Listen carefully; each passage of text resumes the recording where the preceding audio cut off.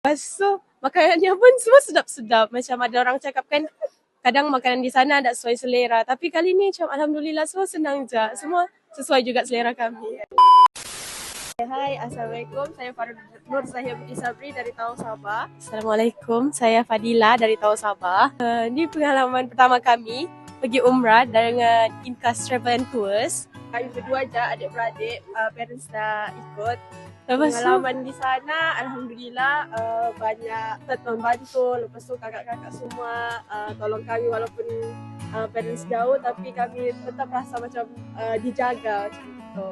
Ziarah kami, masa kami parents kan pernah pergi umrah, lepas tu kami cerita tempat-tempat yang kami pernah pergi tu, dorang tak pernah pergi lagi. So ziarah-ziarah ni kami pergi yang macam tempat-tempat yang jarang travel, terus bawa kami pergi. Maksudnya tempat-tempat yang Nabi pernah solat, Nabi pernah pergi, dan tempat-tempat tu tempat-tempat yang terpencil. Lepas tu makanannya pun semua sedap-sedap. Macam ada orang cakap kan, kadang makanan di sana tak sesuai selera. Tapi kali ni macam alhamdulillah semua senang je. Semua sesuai juga selera kami. Pengalaman di Oman, sebab pengalaman di Oman tu tak ada dalam package kan, masa tiba-tiba dapat yang dapat tour Oman tanpa kami expect tu, alhamdulillah lah.